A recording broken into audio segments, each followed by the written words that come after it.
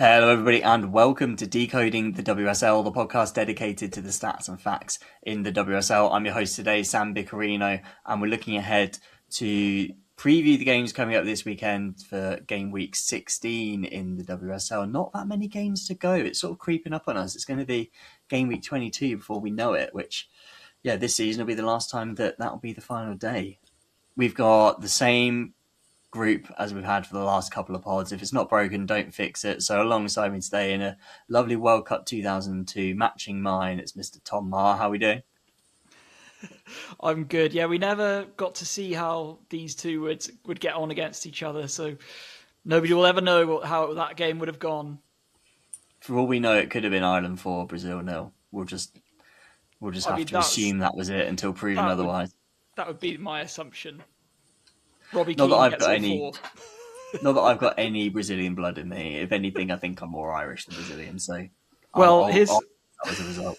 Here's a World Cup 2002 stat that I've been dining out on for a long time. Only 2 players scored against Oliver Kahn at the 2002 World Cup, and that was Ronaldo, Brazilian Ronaldo, and Robbie Keane.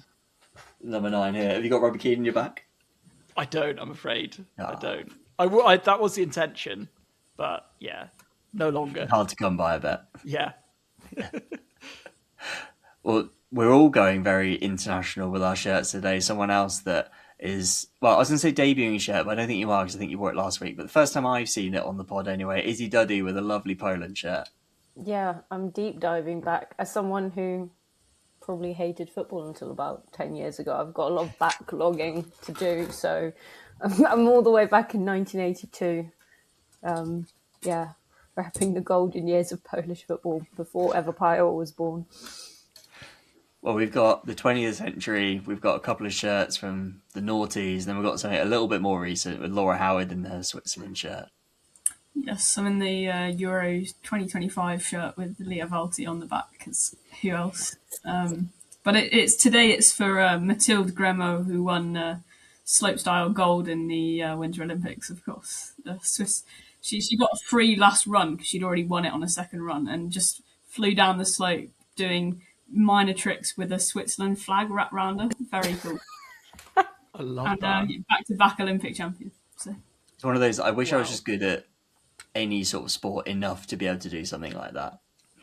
Sort of levels I'll never get to in anything, but never mind. We're going to have a look ahead to the games coming up this weekend, as I said. So we've got 6 coming up, 5 of them on Sunday, but we're going to start with the one on Friday night, Manchester City hosting Leicester. Man City may have lost last time out away at Arsenal, but there's still 8 wins from 8 at home in the WSL this season, whereas Leicester are on the joint longest losing streak in the WSL on 3 games. It's been a while since Leicester have managed to beat Man City in a league game. In fact, the last time Leicester beat Man City in any competition, Iman Bene was 5 years old. It was September 2011 in the 3rd tier of women's football, which shows you just how long ago it was. And let's have a think about, I don't necessarily think we need to go over who's going to win this game, but Tom, I think it's a bit more of how many goals are Man City going to score? Yeah, I mean, Man City are probably going to be getting a few goals in this one, aren't they, if we're being honest? But, I mean, last week I did say the same about United against Leicester, and Leicester put up some opposition, maybe a bit sterner than we'd predicted on the podcast. It kind of shows you how tough it's been for Leicester that I got a message from friend of the pod, Charlie Parks, thanking me for my prediction of Leicester scoring 1 goal in a 4-1 defeat to Manchester United. So, it went a bit better than that, thankfully, for Charlie, but and Leicester. I do fear for them in this one, mainly because it's away from home. I just think they're one of only 2 teams that haven't won away from home yet, the other being Liverpool in the league. And, Manchester City have won every single game at home. So from a statistical perspective, it doesn't look good. It doesn't look good for them.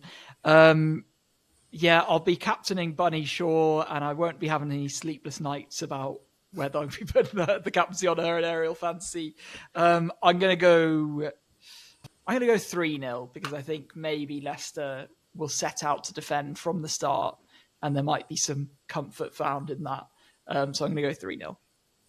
Yeah, I think when it comes to what's all said and done at the end of the season, it could well be for Leicester that the difference between 11th and 12th is goal difference. So there is an element of, are they just going to deal with the fact they're probably not going to win this game and just stop Man City from scoring rather than try and score themselves?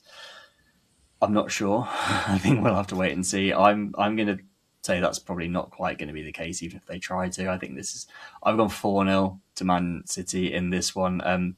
I'm not quite as certain that I'm going to captain Bunny Shaw yet. I haven't made that decision, but I think if I still have my triple captain, I'd be considering using it this week. I know Arsenal have got a double game week coming up as well, where they also play Leicester, but Carolyn is the other person I'm considering putting it on because she's just been really good form, but to be honest, whoever I end up putting it on will probably get a rest anyway, and it won't really matter, but never mind.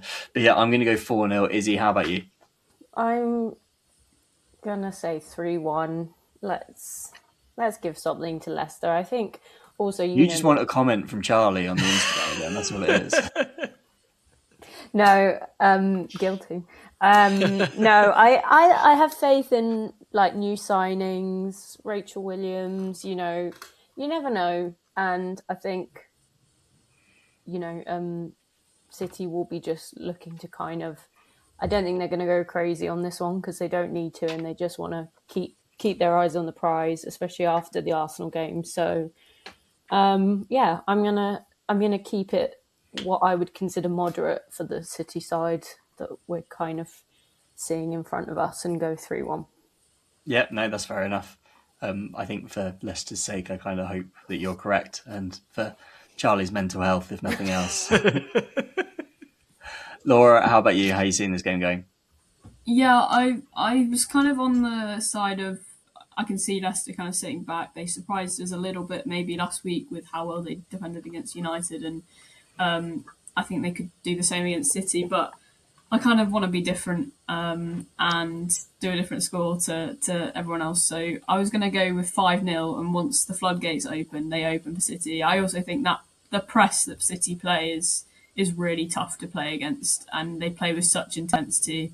Let's go with the fact that they want to bounce back from that Arsenal defeat and get themselves back in, get their mojo back. And I think when City are on it and they're scoring, then they can be on it. So we'll go with 5-0. Bunny Shaw masterclass. Bunny Shaw all 5 goals. Yeah. Assuming that I put the captain Keller in, that's what's going to happen. Let's go to the Sunday games. There are 4 on at midday. We're going to start with Aston Villa against Spurs. Villa are on the joint longest losing streak alongside Leicester with 3. But yeah, they're not having a good time with it at the moment. Spurs, however, although they have obviously lost this weekend just gone, they have scored in the last 7 WSL meetings between these two teams, so that would suggest it's not going to be another sort of game of failing to score like they had at the weekend. The predictions for this one, I think this is potentially, looking through the games, this and Everton West Ham I think are the 2 closest games to call. I think that Villa at home are a little bit different to Villa away. They obviously play at a big stadium at home, so they play at Villa Park. And we spoke in the review pod about the fact that Spurs, when they go to the big stadium, the bigger stadium, I should say, rather than Leyton Orient, they tend to struggle a little bit more. So I'm not so sure that Spurs are going to run away with this, even though they've been significantly better, in the league table position so far this season. But I am going to go for a 2-1 Spurs win in this. I think it's going to be close, but I think they're going to edge it. And I think potentially, like Natalia Arroyo wants, that this could be a bit of a kick up the arse for Villa and a bit of a change in what they need and a much better performance than we've seen recently, albeit against one of the better sides in the league. Izzy, I'll come to you first on this one. I'm going to all. I think, like you say, Villa at home is a slightly different side. It may be that they get some people back from injury. We'll have to wait and see. But I do think that if any manager kind of knows how to turn things around tactically off the back of a big defeat, Arroyo should do it. And I think, Martin Ho's side will take lessons from Chelsea at a big stadium, like you say, and I think it could be quite an even matchup. So I do think there'll be goals in this one, but I'm going to call it for a draw. Yeah, fair enough. I think we're kind of on the same page that it is going to be quite close. Laura, how are you going to see this game going? Yeah, I had 2-1, but again, going to be different. I think Villa will. You are allowed to say the same. No, but I don't like doing that. That's boring. That's not what the people want. I'm giving the people what they want. 7-6. Also, if that's the case, I can't be right on my own. So I have to glory for myself. I think, yeah, Villa don't want a repeat of last week, so they sit quite defensively compact, and I think they can do that when they put their minds to it. When they're at Villa Park, and they've got something to defend a lot more, and I feel like there's a lot more on the line. If they're to lose this match, that feels like you're really tipping into the territory of kind of, okay, what's going wrong here? Whereas getting a decent result here, so I can see this being quite a cagey one. I think we have seen Villa have problems with kind of getting a lot of goals, so I can't see it being hugely high scoring. So I might go for a 1-1. 1-1, but still quite cagey. And Tom, are you making it a sort of, I was about to say a hat trick, but that wouldn't work. A quartet, I don't know, of 4 close games? Yeah, I think I think it will be. I think it certainly will be until late in the second half. I feel like that's been a real theme for Villa recently.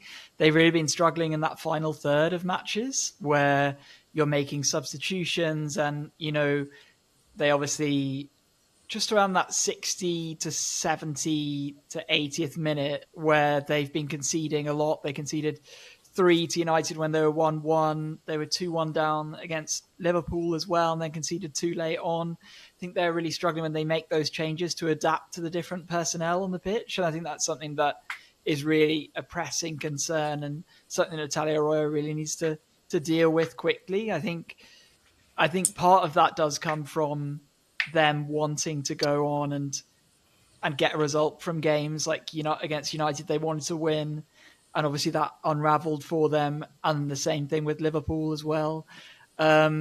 So yeah, I think Villa do have a lot of work to do, and Tottenham have been playing really well. But I feel mean saying this because Laura wanted her own prediction, but I was thinking 1-1 as well. I'm going to say 1-1 because I think Villa will. I mean, you could do a lot worse than copying Laura Howard if you want to look like your stuff in football. So yeah, I would go. I think I am going to go 1-1 with this one because I just think that Aston Villa are going to try and remedy those issues and maybe not be so cavalier when they get to the later stages of matches. I think you need that my analysis was if they put their mind to it, so it might not be the best thing to just follow. Well, that too. If they put their mind to it, then 1-1. So not only are you stealing the score, but you're also stealing the phrasing and the reasoning behind it as well. Right, exactly. Love it. Thank you, Laura. Okay, well, I'm going to make Laura go first on this next game. Put a little reference in there for Laura. Yeah. Laura's going to go first on predicting this next game so that we can all copy her. We're going to go to Chelsea-Liverpool. Liverpool have the worst away record in the WSL this season, just 1 point from 7 games so far. We have seen them pick up a bit of form, but that is mostly at home. And the last time these two sides met, it was at Liverpool, but Chelsea were, let's say, comfortable victors. It was 9-1 in the Subway Cup. It was not really much of a contest. So, yeah, Liverpool are going to be hoping to not repeat that, especially like we said earlier with Leicester, that goal difference could end up being important at the end of the season. And I will keep bringing this stat up as long as it is relevant. Every year when Chelsea host Liverpool, that the last time Liverpool won away at Chelsea, Swagger Jagger was UK number 1. And that I will tell you that every season. Don't you worry, listener. It's even better now with mini Jagger Mewis Kerr that we actually have a cultural Good reference. Point. How old? What they named him after. Maybe it was because they love Gemma Bonner. Saw my tweet. They were just so in awe of Gemma Bonner after that game. We're like, we need to reference. Well, that game as well, Gemma Bonner was playing for Chelsea the last time that Liverpool beat Chelsea. Crazy. Yeah, like I said, Laura, what are you going to go for? Because we all need something to copy. I feel like going something truly outrageous here, just so that you will have to copy something. Part of me wants to say 4-3, just for the nostalgia. But if I'm doing some proper analysis, like thinking about who can put their mind to it, I think Chelsea. I don't think we've seen Chelsea have the kind of runaway games that that kind of reflect that 9-1 performance, and that feels like such a one-off. And we've seen Liverpool really turn it around since then.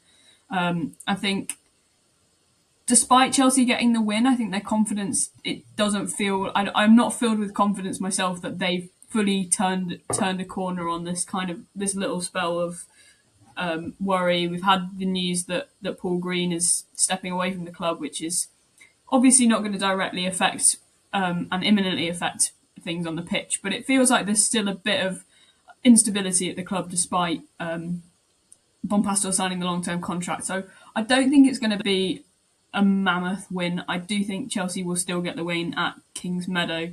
So I think I'm going to go with a 2-1 win. I think Liverpool have a lot more threat. I think they've recruited really well, which is all things that we kind of already discussed on this podcast in the review from last weekend. But yeah, I think Liverpool are really on the up and can get something from Chelsea to an extent. But yeah, still backing the quality of Chelsea to grind out a kind of 2-1 win. Tom, I'll come to you next. What reasons are you going to go for a 2-1 win in this one?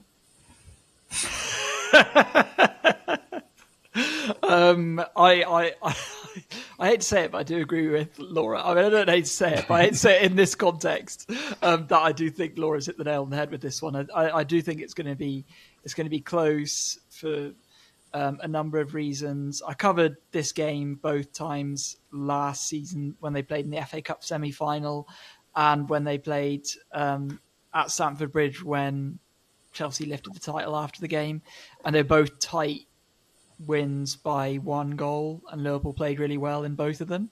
Obviously both wins for Chelsea. I think that I can see something similar happening again. It'd be interesting to see, because so much has happened since that 9-1, whether that plays into it at all, because Liverpool look completely transformed since that game, and arguably Chelsea have looked a little bit similarly transformed in the opposite direction. So yeah, it's a tricky one, but I do think that Chelsea will continue to kind of get back on track, maybe with a little bit of luck on their side. I'm hoping to get there to this game this weekend and cover this one. Yeah, I think it's going to be 1-0 to Chelsea. Ooh, a close one. I would, for the sake of, I guess, Arsenal's sake, I would like Chelsea to not be running away with this, but I'm kind of in disagreement. I think Chelsea are going to stretch their legs a bit in this game, and I think they're going to cause some damage to Liverpool. I think Liverpool have had a good run at home, but going on quite a long away trip, playing at midday and playing at some of the quality that Chelsea have, I don't think they're going to be able to limit Chelsea, and Chelsea only win this by 1. I'm going to go for a 3-0 in this game, which, to be honest, when I thought about this before we started recording, I thought, yeah, 3-0, like, that's fine. That sounds sensible. And now I feel like the outcast, so I'm hoping Izzy's going to at least say something similar. I have gone for completely outrageous, and I'm just hoping to God I'm not going to get showed up. And this is, I'm not just trying to be attention seeking. But firstly, I am attention seeking, so this is completely genuine. I think it's going to be 3-2 to Liverpool. And I say that because I do think the sort of shift in teams will kind of come to the fore. I think Chelsea don't do well in the league against sort of bogey teams, and Liverpool is definitely their bogey team. Chelsea have a huge list of injuries, more than kind of they've had for a fair few months now, and I think all the noise and everything, and sort of like we kind of saw a few months ago with Arsenal when stuff was in the press and that things seem to kind of just be seeping in slowly. I'm just not convinced that they're kind of as a unit. And on the other hand, Liverpool are a complete unit, it seems like at the moment. And I just think this feels like one of those fixtures that might just surprise everyone. And I hope it does for the sake of drama, for the sake of the title race, or should I say Champions League race. But I do genuinely think there's something about this fixture that Liverpool just like to play tricks on Chelsea, and I think they've got it in their locker to do it this time. So I'm going to stick my neck out and say 3-2. We're going to put that on socials. And I know. People think that we've made a typo. People are gonna say, "Why are you on this pod when she knows nothing about football?" Until it comes in, I've just had a look because it is quite an outrageous scoreline. I just thought I'm going to have a look. I've got Bet365 on my phone. Let's see what the odds are. 100-1 at the moment for Liverpool to win 3-2. Whoa! I'll be putting a fiver on that. There, Izzy. Yeah, go for it. Absolutely. Izzy's going to be funding the pod for the foreseeable future. You heard it here first. I'll buy everyone a microphone. Yeah, including myself. Let's go to Everton against West Ham. These two teams, they might be in the bottom half, but they are in a bit of a decent run of form. Everton have had as many points in their last 3 games as Spurs and Chelsea combined.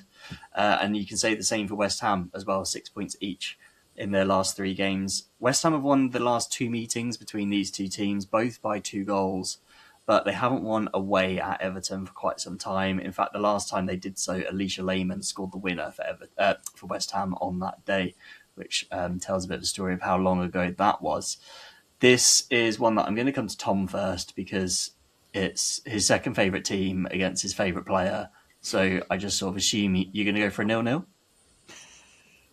Yeah, unstoppable force meets immovable object, this one.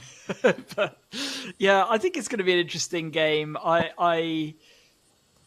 Yeah, it's definitely a hard one to call because, you know, both sides, West Ham have been pretty poor away from home. Obviously, Everton have been pretty poor at home. Both have 1 win away from home / at home. So, yeah, it's hard to predict this one.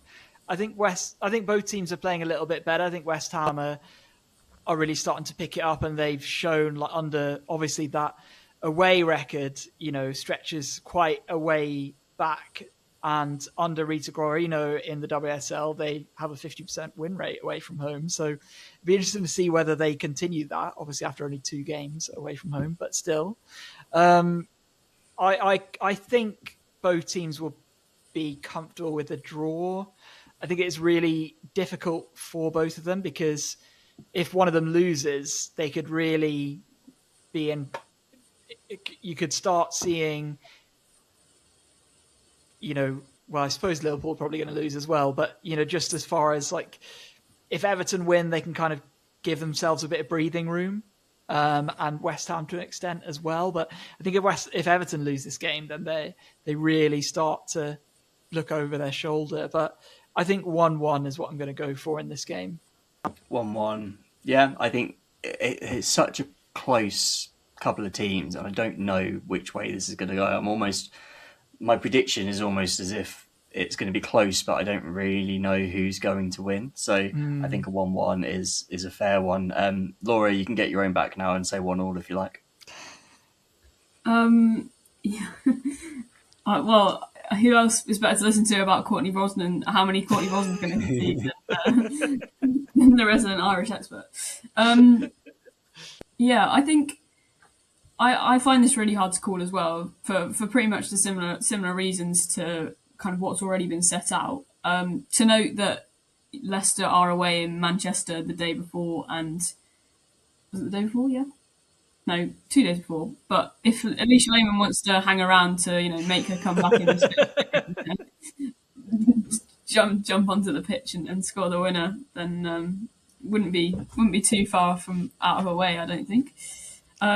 But having said that, can't see. I don't think Everton have that focal point in their attack to score and to challenge a kind of reinforced West Ham defence. But equally, I think Everton are very defensively quite resolute in with Brosnan, with Mace. So yeah, I can see this being really tight. I think I'm going to go with a 1-0 West Ham win, and somehow they're going to find their way past the impenetrable Courtney Brosnan. Well, after Tom triple captains her this week again, he'll be very disappointed with that result. Izzy, we'll come to you next. How do you think this game's going to go? Yeah, what Laura said basically. I think I'm saying 2-1. I think both teams will score, but I think West Ham might just edge it. They've got in a bit of their flow, and I do think sort of in front of goal, they're probably a bit more threatening at the moment than Everton. So, yeah, no shade to Courtney. I'm sure she'll do her best, but I do think they might just pip the post. I'm going to go for a 1-1 in this game as well. I think that West Ham are doing better at creating more chances recently, but Courtney Brosnan's a very good goalkeeper. So I think if they were playing another team that was lower down the table, I'd probably say that West Ham are going to score 2 or 3. But as it's Everton, I'm going to say they're only going to score 1.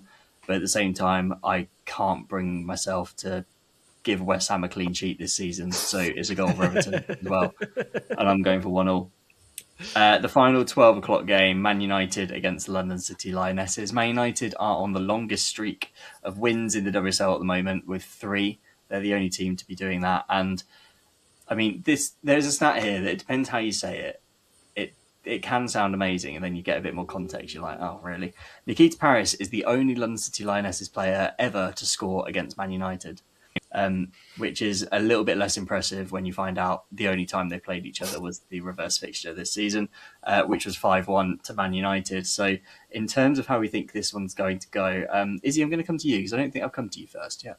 Oh, thanks, Sam. That's a shame because I really don't know. I was waiting to see what the other two say so I can make it. It's hard because I'm not actually that convinced by United at the moment. I think they're losing a bit of momentum. But obviously we haven't made it to, well, we've got the first Champions League this week. Whether that will have an impact, I don't know. I do think it will depend on kind of who Skinner starts as well, because I think, Van Gaal hasn't had as much time as I think she probably should have. I think she's a bit more dynamic on the pitch. So I do think it depends who can kind of start for United, but I am going to say, I'm going to say 2-1. Again, feels a bit boring to keep giving loads of teams goals, but I think London City Lioness feels like one of those kind of teams that seems to get at least one goal out of every game they play, whether they lose or win. And I think United will do enough to sort of take the 3 points, but I'm not 100% convinced that they'll, storm away with it. So yeah, I'm going to go 2-1.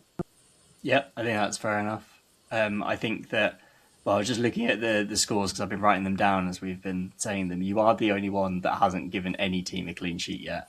So I don't, after playing fantasy, right. I don't believe in clean sheets anymore. I don't think they exist. I haven't seen one for a while. It's just 1 week she plays the wall with a back 5 and everything else is back 3. I literally have not played the wall yet because I don't believe in a clean sheet. I like it. I'm too scared. It's going to get to the last week of the season and I'm going to be like, oh, I've got to do it now. Let's go to Laura next. How do you think this game's going to go?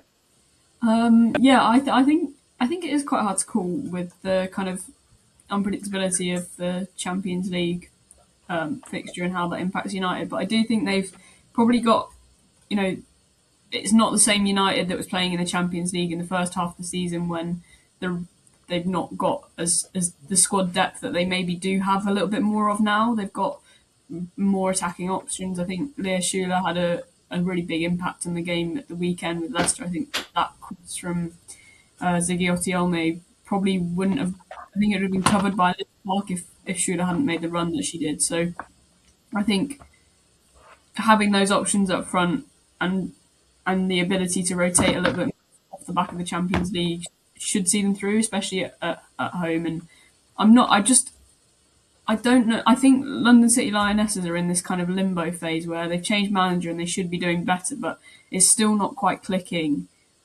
for them. They've almost had to hit the reset button again. The players that you kind of expect to be hauling them through the season aren't stepping up in the way that we maybe would have expected at the start of the season.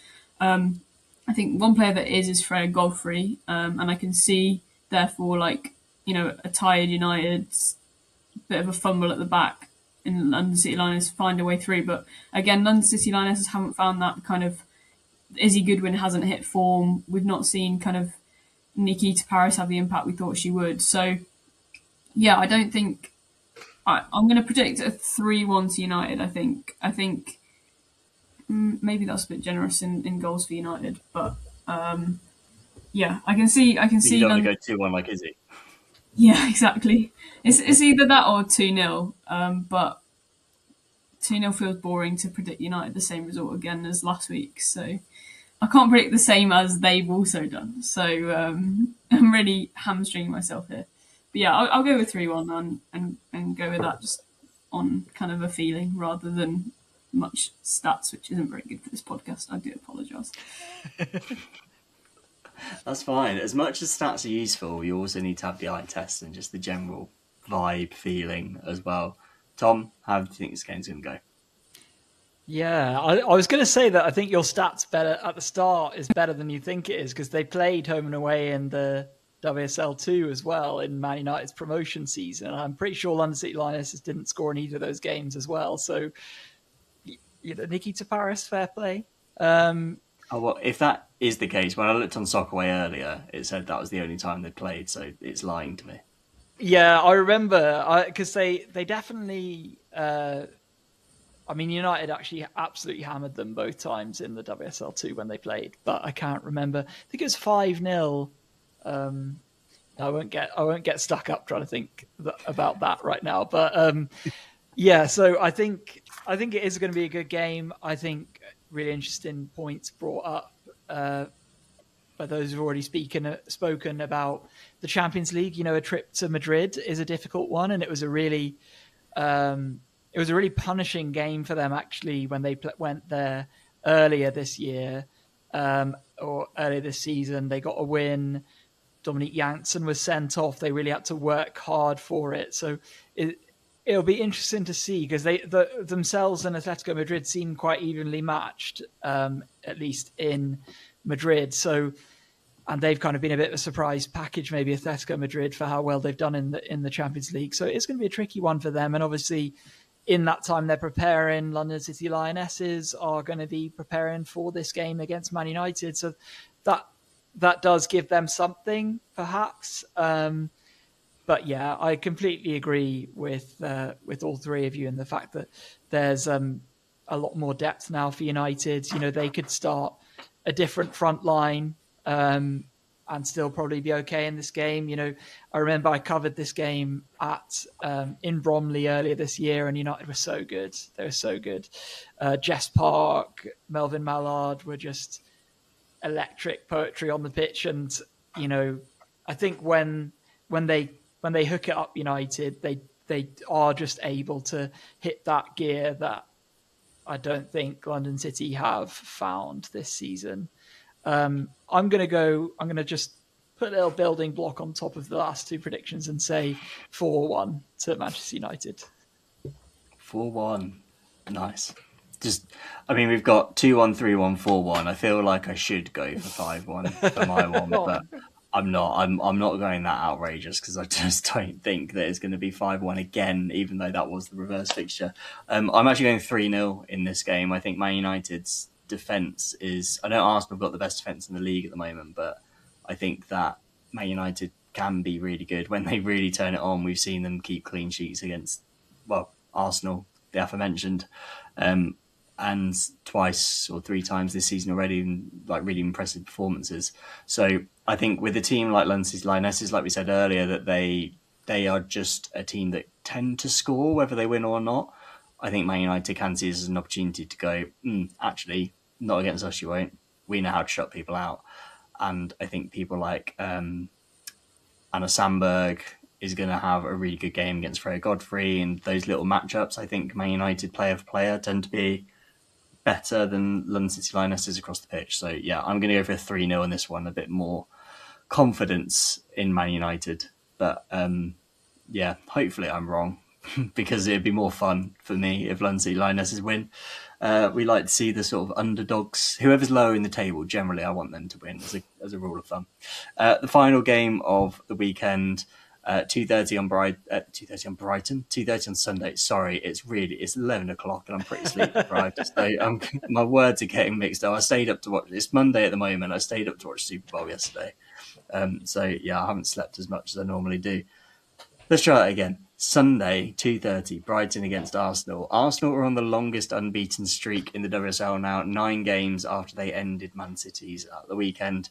They haven't conceded a WSL goal since their 3-1 away win at Everton on the 13th of December. Arsenal really putting in some good defensive performances at the moment. These two teams have met 15 times before in league games. Arsenal have won 14 of them. The only other result being this fixture last season, which Brighton won 4-2 in that sort of period towards the end of the season where Arsenal got a few funny results. I don't think this is going to be another one of those funny results. I think Arsenal are going to keep up this really good defensive display at the moment. I think they're actually going to get another clean sheet here and they're going to get another sort of 15 out of 16 wins against Brighton. I've gone for a 2-0. Brighton are going to be a little bit depleted because they're not going to have Rosa Kafaji in this game, who I think has been really good for them recently. She's certainly been good for my fantasy team, which is always nice to see. So she's going to be on the bench this week. But yeah, I think Arsenal are just going to have too much for Brighton and they're going to be able to shut them out as well. So 2-0 is my prediction. Izzy, I'll come to you next. Yeah, unfortunately, I'm going to have to say 2-0 as well. But I think, there's always, it seems, a possibility of a sort of Kiko Seiko screamer. So I can't rule that out, but provided that doesn't happen, I think we can be fairly safe. I don't think Arsenal are going to try and completely, run away with it. They'll be more focused on just getting the 3 points rather than trying to rack up the goals. So yeah, I think a 2-0 victory feels like a fair assessment of the situation. Yeah, I don't mind if you copy me because I don't need to be the only one that's right. If anything, it's safety in numbers for me. Laura, as it's the last game, I'll let you go last. I'll let you have that moment, and I'll go to Tom next. But Laura, you better give us a good result. So yeah, I think obviously Arsenal are playing in the Champions League playoffs as well during midweek. I don't think they'll be as affected as Man United, just because I don't think, with the greatest respect, OH Leuven are on the same level as Atletico Madrid. And Arsenal obviously beat them in the final game of the league phase, I think 3-0 or so. So I kind of foresee Arsenal maybe rotating a couple of players. I don't mean like full-scale rotation, but maybe just resting a couple of players like Olivia Smith midweek, and then being able to play them full pelt on the weekend. I think it's going to be an Arsenal win. I think Brighton are missing Dario Vidosic at the moment. Just feels like those little small things aren't going their way now. They've given up leads in their last 2 games and lost both games in the league. So I think that's kind of a sign of maybe edges not being polished, in the fact that Dario is an absolutely world-class manager and maybe they're just missing him a little bit right now. And understandably, maybe are having a bit of difficulties dealing with the mental aspect of that as well, with everything that's going on in Dario Vidosic's life at the moment. But yeah, I think that Arsenal will win this one. They're on a high. I do think that Brighton might get a goal. like Izzy said, Kiko Seika is on fantastic form at the moment, and has had a goal in her last two, maybe even three. I can't quite remember. No, I think just two, but she got an assist against Everton. But yeah, I'm going to go 3-1 to Arsenal in this one. 3-1. Yeah, like that. Another 2-goal margin. And we'll finish off. No one can steal it this time, Laura. What would you like to go for? I really want to say 2-0 now. I think you won't get invited back. I think it's good because my pride won't take another hit with a loss on Know Your Stats. Maybe this will be a tactical 2-0 to retire early retirement. I think what I'll be interested to see is kind of hear if they're accurate, because Rene doesn't always give it away, but to hear the kind of fitness updates coming out of Arsenal, because I think there were reports that Beth Mead left Sunday's game in a boot, and obviously Stina's got the calf niggle that kept her out of the game on Sunday as well. So how those players recover and kind of maybe minutes for Karakuni Cross, don't know when her expected return is, obviously don't want to rush that at all, but these elements I think will play a factor into this week for Arsenal in terms of having that capability to rotate and how they go about these game plans, and whether they can kind of fully send it, as if you like, against both teams, or whether they're a little bit more conservative and just trying to keep the kind of intensity of the games down to keep their players fit. That being said, I still think, I agree with everyone in terms of, I think I can see Arsenal winning this one. I just don't think Brighton are in the form or have the kind of experience and of the players that they did maybe in that 4-2 win last season. I think some of the key architects of that, like Frank Kirby and other players that kind of, because that the same game they announced a load of departures, and I think those players did actually play quite a big role in that 4-2 win. And so I just don't think they have that kind of, and again, like you said, without Kafaji, without Kirby, it's not quite the same Brighton that we've potentially seen in that attacking sense. And I think what's also quite interesting that plays into this match is that Arsenal have traditionally struggled against the kind of low block football, and I can't see Brighton either implementing that, it's not their way, but also if they were to try that, it's not something they kind of do very often, and so whether they'd be able to execute that in the same way we've seen other teams do that, I'm also kind of wary of. So I'll split the difference and go 3-0 and keep the clean sheets up for Arsenal. I mean, two of us have gone for 0 and one of us has already gone for 3, so it's kind of a one that's already been taken, but we'll let you off on that. Obviously, before we go, we will touch on aerial fantasy because it's my favourite thing to do. Top picks for this week. I think for me, it's a case of just flooding players from the top 5 teams. If you've got players that aren't in the top 5 teams, I'd maybe start thinking about taking them out and get those good value players in. I think someone like Lotte Moy is someone I'm going to look to bring in this week. I don't currently have any Arsenal players because I thought Man City were going to beat them at the weekend. Less spoken about how good a prediction that was, the better. But for the top 5 teams, none of them are playing each other in the next 2 game weeks. So you've got sort of a couple of weeks of relatively confident wins, in comparison to when they play each other. So I'd be looking to get some. I've got 3 United players in already, and then Chelsea's so hard because they rotate so much with Bompastor, Bingo. So I think I need to sit down and have a look at who's very, very likely to play if I'm going to bring anyone in from Chelsea. I think the only person maybe Hannah Hampton. I've already got Ellie Carpenter. She'll be staying. I would normally have said Millie Bright, but she went off injured at the weekend. So I'm probably looking at Lotte Moy. I'm going to be keeping my Man City players of Reknak, who's still a visionary somehow. Carolyn staying in for me. The only other person that I was considering is, and I'm going to wait until after the European game before I make any decisions, is Smilla Holmberg. She's also a visionary at the moment. So just waiting to see what happens with Emily Fox midweek, because if she's rested and Smilla Holmberg plays, obviously it's complete waste. If Emily Fox plays and picks up a niggle, then it's a good idea, I think, to get Smilla Holmberg in. She's only 5 million and a visionary, and 3 of us have said she's going to keep a clean sheet at the weekend. So yeah, they're what I'm going for. My sort of picks for predictions, and yeah, like I said earlier, I'm not quite sure whether I'm going to go Shaw or Carolyn yet as my captain. But Tom, I'll come to you first because I'm assuming Courtney Brosnan captain again. Well, the week I captained her, she got 1 point, and I decided not to put her in my team this week, and she gets 8. So, don't ask me too much about that. But let me know what you're going to do so I can do the opposite. Well, I'm very much looking forward to this week when Emily Fox picks up a niggle midweek. You put Smilla Holmberg in the side, and Renee Slegers starts Katie McCabe and Taylor Hines at fullback.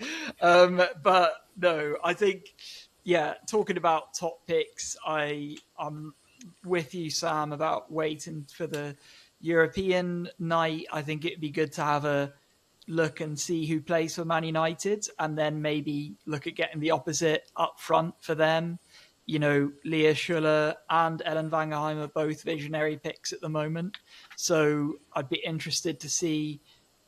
It could be worth a punt bringing in one of them if, for the weekend. And then, obviously it's not just this week with the playoffs, it's the week after. There's another midweek game. So depending on how that goes, you might have 2 weeks where that player is likely to play. So I think that both of those are worth considering, but wait until after the midweek games. And then I'd also mention Imna Gabaro, who I thought was absolutely fantastic for Everton on the weekend. Looked really dangerous, scored a fantastic goal, really brilliant finish into the kind of off the inside of the crossbar into the roof of the net. Also a visionary pick at the moment, and only 4.5 million, I think. So very, very cheap. And, at home to West Ham, with West Ham's away records, it could be a decent punt, I think, to bring her in. And just delighted for her as well. Like we mentioned it on the pod, on the review pod, but just seeing her get some minutes, get a goal under her belt as well, after being recalled from loan at Sevilla this year. I think that's really nice. And you like to have players in your team that you actually want to score as well. I think that's a big part of fantasy for me. It's like enjoying the players you have in your team. Yeah, I think that's a nice way of going about it. And in my head, I'm sort of like, I would like to pick the players that I like, but I've done that in previous years and I've not done very well by doing it. So now I just pick the players I think are going to do well, regardless if they're my favourite players or not. Laura, how about you? What are you thinking of fantasy this week? I always think on picking the players that you like. If you pick the players you don't like, at least it feels good in some ways. It's how I kind of look at it. And then it's a win-win. If your players you like do well in real life, it's good. That's what I did in Euro 2022, is I just bet on whatever team we were playing. And that's how we won. Thank you for your service, Izzy. You're welcome. I haven't actually given it a lot of thought. So I've currently just kind of been looking at my team and doing what you two have just told me to do. I've got 3 City players in already, and I'll definitely be kind of keeping those. Although I've got Hempin at the moment, who I've had for quite a while and just stuck with, but still waiting for her to find kind of a goal scoring form. So that I'm going to keep her. I still think it's a stick, but I'm especially against Leicester. But I am a little bit getting on edge about that one. And then I've got kind of my midfield is probably my weakest one in terms of not having teams from the top 5. I have Kirsty Hansen, who's in such good form that it's almost, I think again it's kind of a stick. But whether I can free up funds somewhere else, I've got Freya Godfrey again, pretty good form, and Olivia Holt's obviously top 5, but not top 4. Kind of seeing whether I can level up maybe in that line. I'm pretty happy with everywhere else. My goalkeepers are pretty poor this week, but I don't think I'm going to change them. I've got Letta and Adozi, and I don't think either will keep a clean sheet, but it's so hard to predict a clean sheet, and I'll go with the Izzy prediction of no one's keeping a clean sheet and just stick with what I've got. Matter. So not an awful lot of advice, but I'm mainly going to stick. I've got like Goma and Kasparai and Sandberg at the back, and I think I'm happy with all of those. Yeah, fair enough. Yeah, clean sheets don't exist, despite the fact that Izzy did predict a clean sheet towards the end of that as well. I don't know if anyone picked up the Arsenal 2-0. Izzy, as obviously the insider with all the expert knowledge in the world that you obviously have, you know exactly I'm obviously last in all of the leagues or whatever. I'm torn this week because I think part of me just wants to bring in the big guns like Caldente, people that are pretty safe bets. But I also think there are so many visionaries now that are just like really good players. A lot of whom I have on my team that unfortunately last weekend flopped for me, like Lundqvist, who managed to get a fat total of about 2 points and got subbed off at 56 minutes. And I basically had a breakdown, but I might keep her in the team for this weekend. I'll probably see how midweek goes. But I'm actually, of all the weeks, I'm tempted to play the wall. I've got Carpenter, Lundqvist, Bergstrom and Kasparai. I know that Bergstrom probably won't keep a clean sheet, but she's still a visionary, so that could be a nice little bonus. I'm keeping Holt in, and I think I'm tempted by a rogue forward like Vandela for West Ham. I think she's obviously a visionary, and now she's playing a bit further up the pitch and seems to be getting more minutes. That could be quite a nice little option, just so that I don't have to fully rely on the players that basically everyone else has. But yeah, I may also sell Goat Set, but I'm not sure about that yet because for some reason I'm weirdly attached. So. You said at the start of the season, not the start of the season, but when she came in, about how good she was going to be and how much of a great signing it was, and I'm waiting to hear. I know, like most things I say, Sam, they don't happen, so you shouldn't listen to me. I'm sticking with it, Izzy. I'm sticking with it. Okay. Well, if Tom does it, I do it. That's pretty much how I live my life. If Tom tells me to do it, I'll do it. No, I've got Kopp and Holt from Spurs at the moment, but I think I might take Lisa Kopp or Chimaka Ndozie out and put Van Donselaar in. But I need to sit down properly and work out how much. Sorry, Sam. Did you say Courtney Brosnan? In? Sorry, of course. I didn't quite hear that. What I mean. Yeah, no, that's what I thought you said. Yeah, okay. Okay, and then I'm going to transfer all of my defenders out for 5 Courtney Brosnans, play the wall, and. Yeah. Only 5. And then... Wait for the West Ham hat trick. Yeah. Shakira Martinez is like on 6-0. I thought you meant the Courtney Brosnan hat trick. Hat trick of penalty saves. Unreal. Yeah. There'll be a goal that bounces over Shemek. Yeah, she'll be up for a corner. If she scores. If she ever scores, you will never hear the end of it on this podcast. I will mention it on every single podcast for the end of time. Just so you know. It will be decoding the Courtney Brosnan. That'll be it. A side podcast that will spin off. Yeah, there'll be daily episodes that is just Tom talking for 3 hours. Decourtneying the WSL. That's all we've got for you today. And I think we should probably stop now because we're getting a bit delirious. We've been recording for almost 3 hours tonight. It's nearly 11:30. And it's sorry is all I can tell right now, listener. But thank you for joining us. Thank you, Izzy. Thank you, Tom. And thank you, Laura, for some really good episodes this week. Do make sure to follow along at Decoding the WSL on Instagram. And check out the YouTube channel as well. Check out the Decoding the Match episodes and the review show and the Know Your Stats show if you haven't already. But for now, go enjoy the weekend, enjoy the games, and we'll speak to you at the next one.